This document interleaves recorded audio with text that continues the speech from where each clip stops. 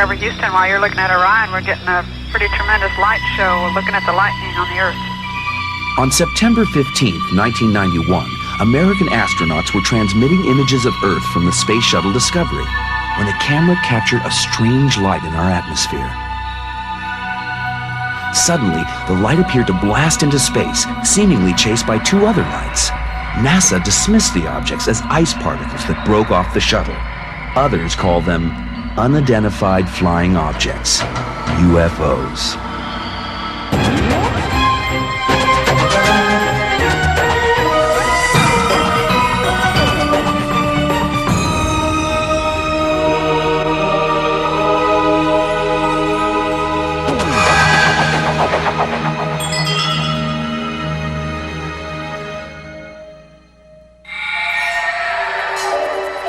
UFOs are as old as ancient Egypt. A 3,000-year-old papyrus from the reign of Thutmose III may be the first account of a UFO. It was a circle of fire coming in the sky. These things became more numerous. They shone more in the sky than the brightness of the sun. Thereupon these fire circles ascended higher in the sky toward the south.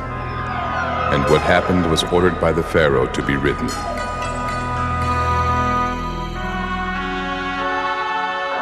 A similar circle of fire appears in the Bible in Ezekiel 1:3.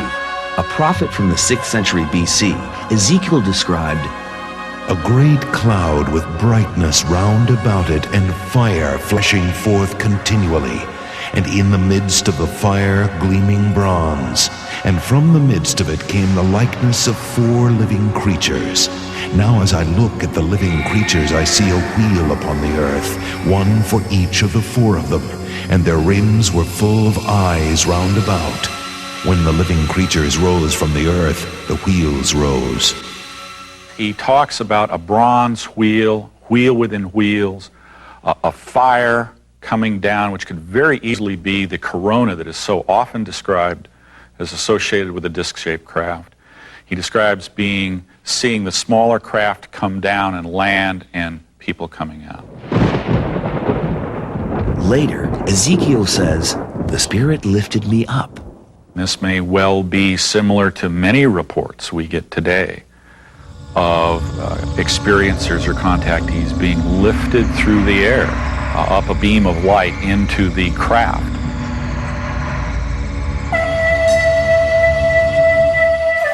Nearly 2,000 years after Ezekiel, on the other side of the world, another strange sight appeared in the sky. On September 12th, 1271, in Taksakanuchi, Japan, a powerful priest named Najiran is about to be beheaded by a jealous warlord. Suddenly, a moving object appears in the sky. It is shiny and round and blindingly bright. The terrified executioners run for their lives, and the priest is saved by this strange flying object.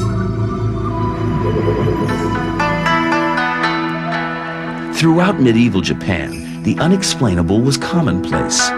In 1389, 3 round objects of unusual brilliance were seen to join together into one large object in the sky.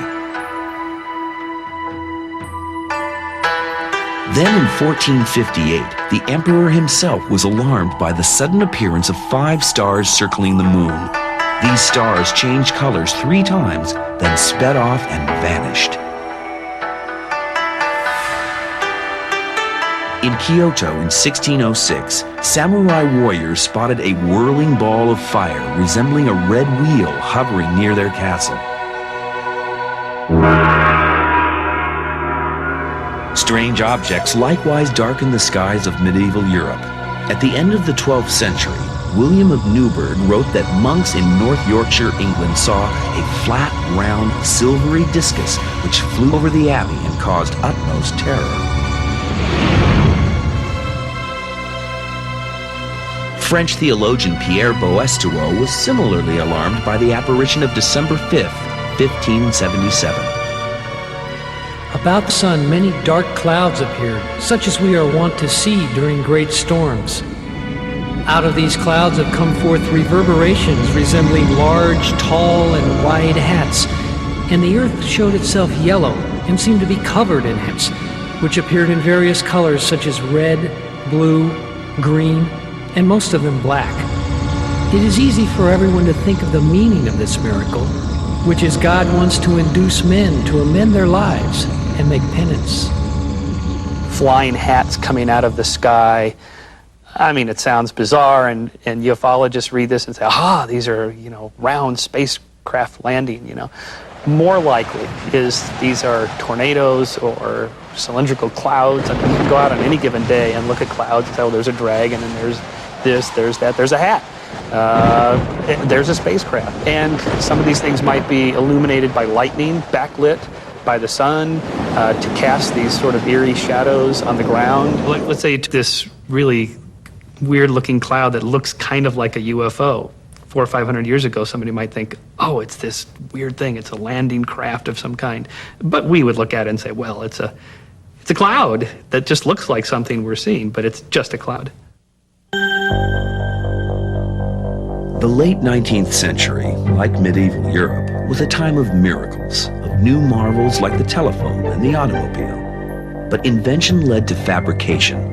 Thousands of Americans across the country reported seeing an object that did not yet exist, an airship. In April 1897, the Chicago Times-Herald published an account of an airship sighting by Robert Lowen of Evanston, Illinois. Through field glasses, Lowen saw 4 lights, green and white, some distance apart and moving in unison in the sky. Several other people observed a similar craft. The body of the night flyer was about 70 feet in length, of slender proportion and fragile construction. To this body were attached a movable headlight and other lights. That same month, the Chicago Record reported that a great black airship was seen by 10,000 people in Kansas City. The object appeared very swiftly, then hovered over the city for 10 minutes. After flashing green, blue, and white lights, it shot off into space.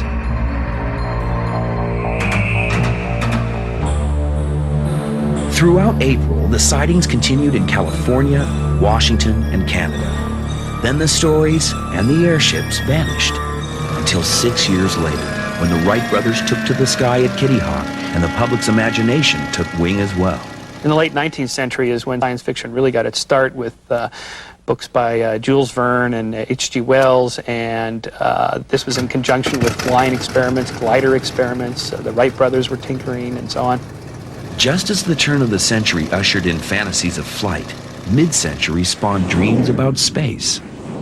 Consider the 1950s. We have this, a boom in science fiction. The space age is just beginning. It's Cold War anxieties. The Russians are doing this. The Russians are doing that. All this secret stuff.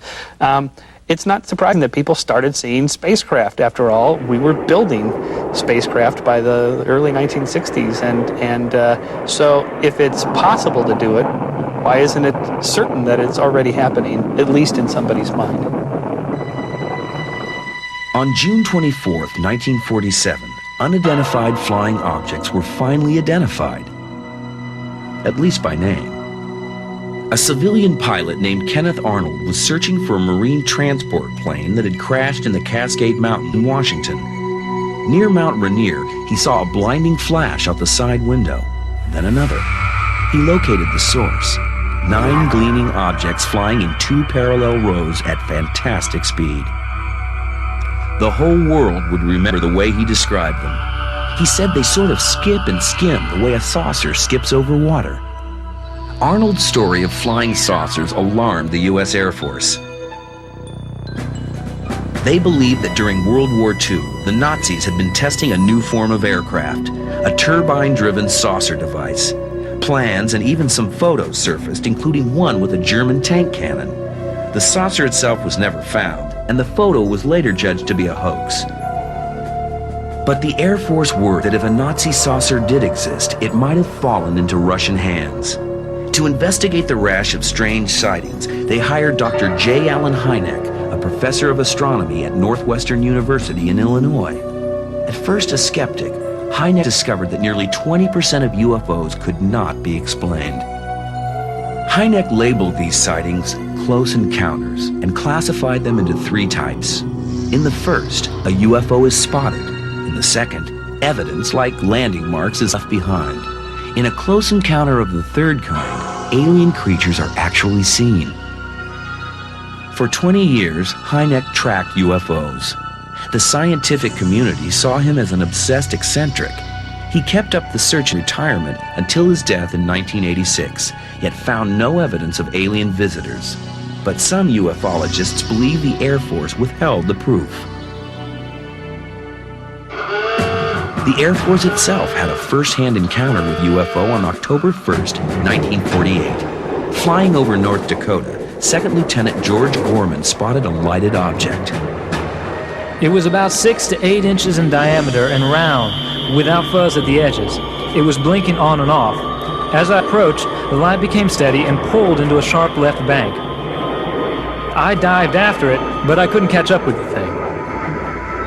The shaken pilot told investigators that the object moved as if guided by reason. Air traffic controllers in Fargo confirmed the object's high rate of speed. In the early 60s, official reports of flying saucers plummeted.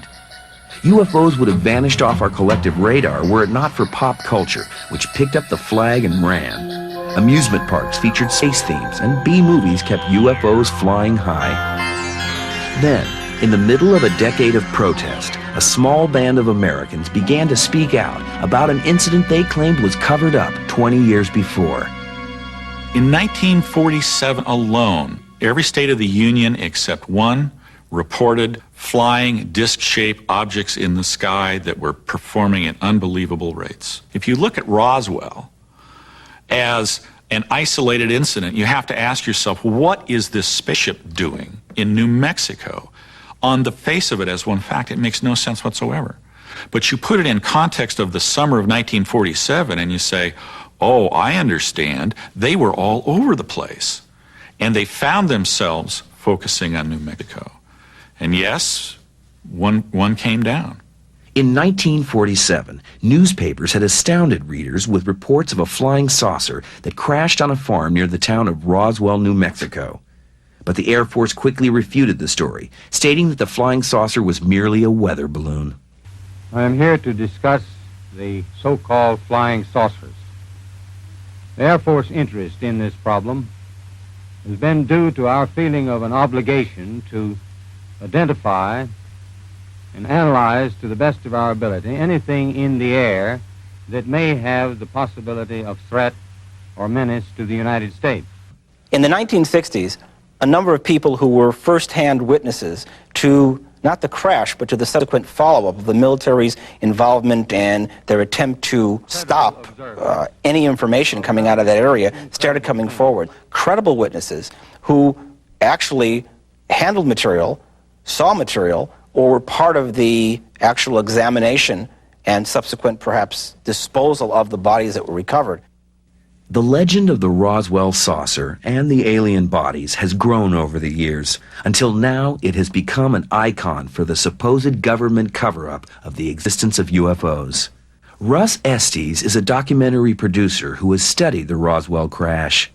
The incident at Roswell, New Mexico is probably our best possible scenario for alien contact because of the number of witnesses involved, the reports of debris, the type of debris, the amount of cover-up that has most obviously taken place over the years. It keeps drawing us back to Roswell 50 years later saying, you know, this is the one that requires the hardest look. A native of Roswell, Frankie Rowe remembers her father's account of the crash. He was so excited he couldn't hardly talk. He told us that they had gotten a call that morning. They thought they were going to go out to a plane crash. And when they got out there, what it actually was the crash of a flying saucer. And he said that when they arrived, there was one little person that was still walking around outside of the craft, and two that they knew were dead because they had already been covered over and wrapped up in what he called body bags. They all knew the sadness. They could feel the sadness that this little person had over losing the companions.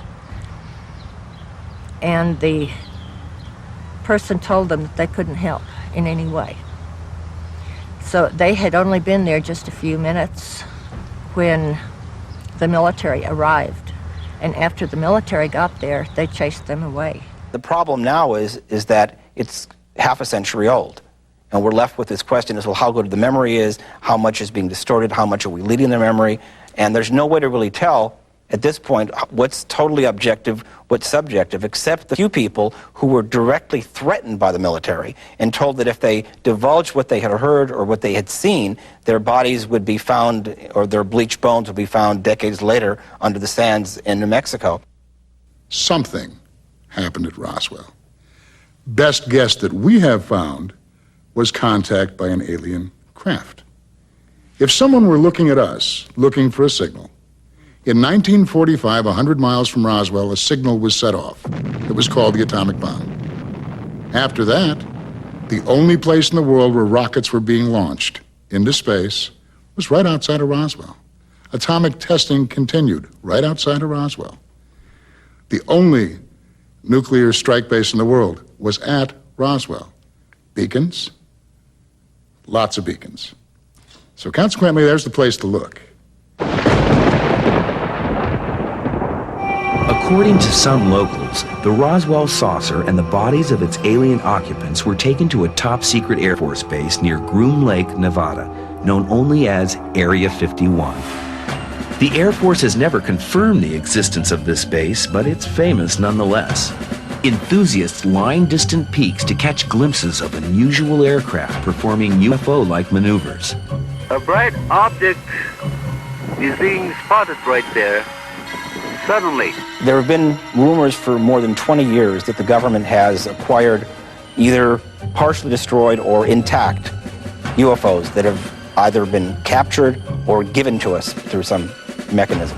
There have been a lot of unusual aeroforms seen, videotaped, photographed in the area that display behavioral characteristics, meaning flight dynamics, which are highly atypical of fixed-wing or rotorcraft, producing high-G maneuvers and sudden shifts in directional attitude that aircraft we know of today cannot duplicate. We don't have any hardware, we don't have any software, we don't have any bodies, so we're left the question is, it's open for conjecture, speculation, and until something more substantial comes forward, there's not much we can do about it. Something substantial may have already emerged. In the spring of 1961, Robert Dean saw something unearthly in the sky. And it was out about 6:30, 7 o'clock in the morning on the West Range, and we were out there because Republic or one of the aircraft companies was preparing to launch a radio-controlled drone. Just about 7:30, I believe it was, somebody started pointing over a little farther to the west. We all turned our head. We looked over there and we saw an absolutely beautiful, what I remember as a metallic object, 200 yards away, roughly 100 feet above the ground. And it was sitting there, motionless, silent. But it was so streamlined and so aerodynamically shaped and so beautiful, and it was reflecting the morning sun. The object made no sound. Neither did the men watching. We were all standing there with our mouths hanging open. The object began to bob a little more, and then all of a sudden it began to move away. And then, at an incredible rate of speed, it rose and flew out of sight. And then, of course, all of us being in the military, either military or civilian, we were sworn to secrecy. Most of us who were present that day assumed we had seen a high-tech U.S. Air Force or Army piece of technology up there. The fact that we were sworn to secrecy, the fact that we were all debriefed thoroughly, I was not to realize until later what we had really seen that morning. It was a UFO.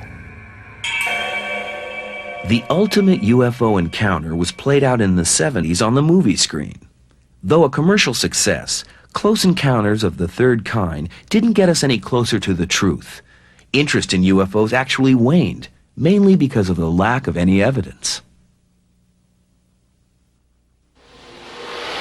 Then, about a decade later, a sky full of evidence fell upon us.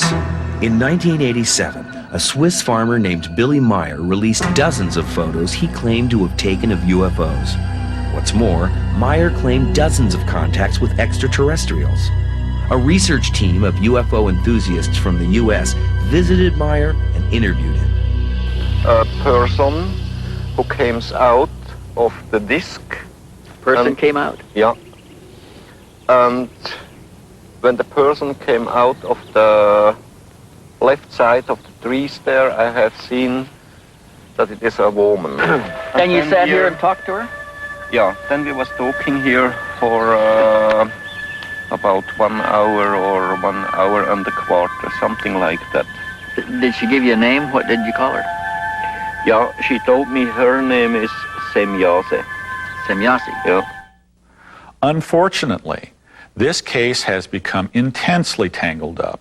For one thing, many people tried to figure out how Billy took the pictures, and so they made models of their own.